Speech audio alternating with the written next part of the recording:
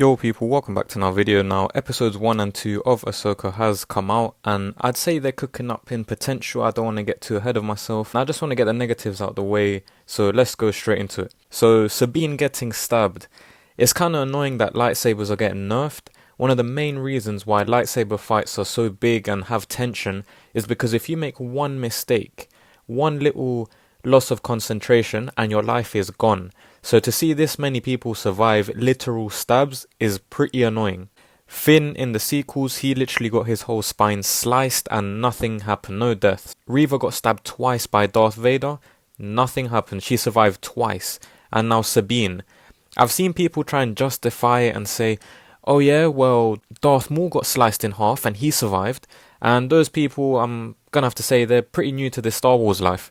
Darth Maul survived because of his hatred, his motivation and drive to stay alive, to get revenge. He literally wanted to get revenge on Obi-Wan Kenobi so bad that he withstood the pain of staying alive just to even have the slightest half chance at getting revenge. He was a huge student with the dark side, like he literally was the apprentice to Palpatine, so that's how highly rated he was. And there's literally no character in the whole of Star Wars that carries as much hate in them as Darth Maul. It even matches the reasons why some people would even say that Darth Vader dies in the end in Return of the Jedi. He lets go of all his anger and his hatred when he's with Luke and when he takes the mask off. But yeah, anyways, another negative for me was the pacing. Like, the first half of episode 1 was very good, and then it dipped a bit and it took a lot of time explaining the Sabine storyline, which I don't mind, I guess, but I just wanted to power through the obvious stuff. I know they have to cater to the people that didn't watch Rebels and everything, but we all knew what was going to happen.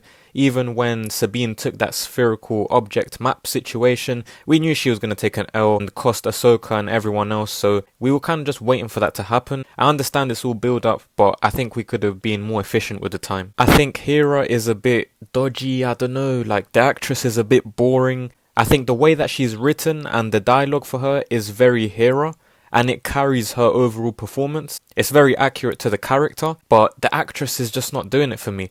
The delivery of the lines is very stale, it's very stiff. She needs to have compassion, especially for the Sabine and Ahsoka stuff, but it's more like she's just talking to them.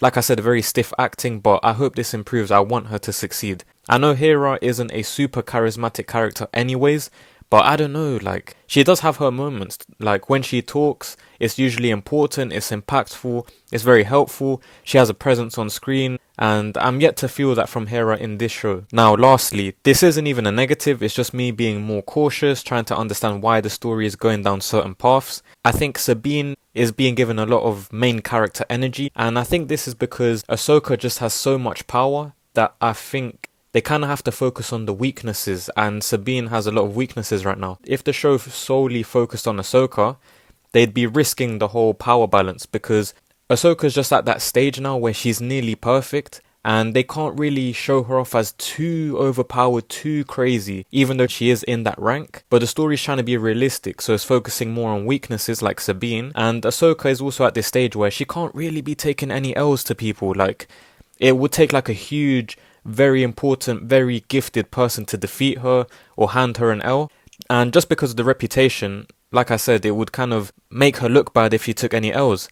And at the same time, if she just wins all the time and everything's good for her, then there's kind of no point of having this show, having all the characters, because she could just do it all by herself. So I guess what I'm saying is, them making Sabine the Padawan was to kind of give Ahsoka a small L in some way, because she's almost perfect at this point. So her walking away from Sabine allows her to work on that kind of aspect of her life and right her wrongs in this show, have some sort of negatives that she improves on. Ahsoka is a character that, for me, she's completed life pretty much, so the only thing now is basically death.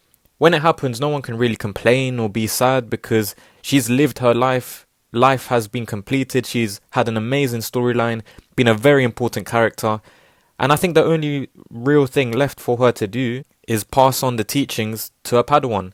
And yeah, that's basically the last thing on her checklist, so I'm sure they'll get that done in this show and all of that stuff. Anyways, let's move on to the good stuff, and I'll start off with, funnily enough, the Ahsoka and Sabine partnership. I actually like that they have beef, because it kind of adds a different dimension to the traditional master and apprentice Jedi dynamic that we've seen over and over and over again.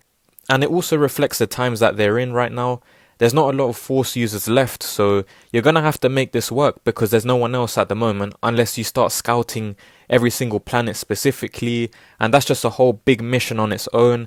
And I personally believe that's what Luke Skywalker is currently doing at the moment, so it wouldn't make sense to have them both overlapping doing the same quests when Thrawn is about to return.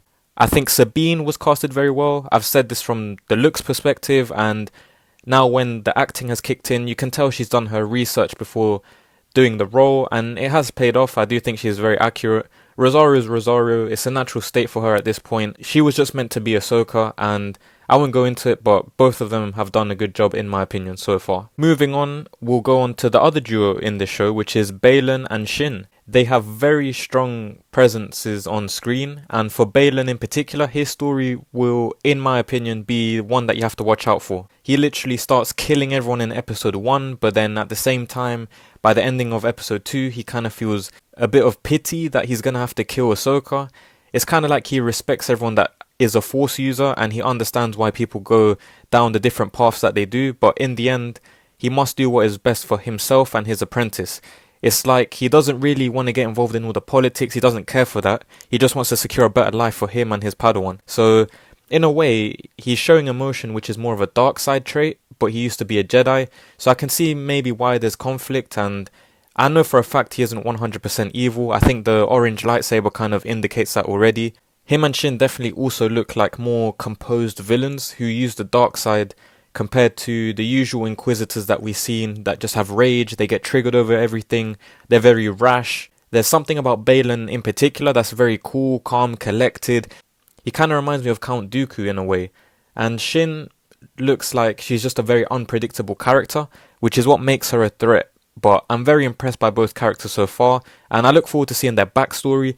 I kind of get this father-daughter energy from them, and if this ends up happening, then I wouldn't really be surprised. If their backstory was that this is his daughter and everything, no shocks from me anyways. Next is Morgan, who didn't really do much on screen, but she is the key to bringing Thrawn back, it looks like. I think her knowing the Night Sisters' magic will be huge for just the future of Star Wars in general. It looks like they're going to be diving into this type of magic more in this show. We kind of saw glimpses of it in the Clone Wars, and we've seen it in Jedi Survivor in particular. She even uses this magic to hear Thrawn, so it's kind of adding a freshness to the story, to the galaxy, if there's other powers out there other than the Force. So it will be interesting and something to keep your eyes peeled for. Also, there was a lot of parallels in this show with Rebels, and the one I liked the most from what I could catch in terms of the references was when Sabine cut her hair. I instantly remembered Kanan cutting his hair, shaving his beard, due to just the way that they did it, the position she was in. She put the helmet on the table, she grabbed the knife and everything.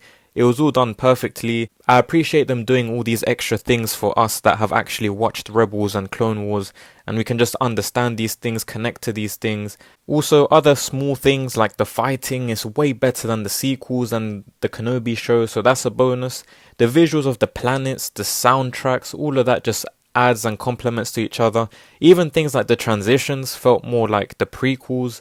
The gear that everyone had on, especially Balin and Shin's, I liked it a lot. It wasn't the traditional just wear black and that's it, all blacked out. So I can appreciate all these attention to details and them really trying on all aspects other than just the acting and the story. It looks and it feels like they've at least tried this time compared to the previous shows. But yeah, we're off to a good start at the moment. I think I'd give it overall like a 6 or a 7 out of 10. I think the next few episodes will also impact the rating of these 2 episodes, so it could go up or down depending on the build-up's outcomes. But yeah, shout out to you if you made it this far, I appreciate it. Drop a like, a comment, any thoughts, predictions you may have. Sub to the channel if you haven't already. I'll catch you in the next one. Have a great rest of your day.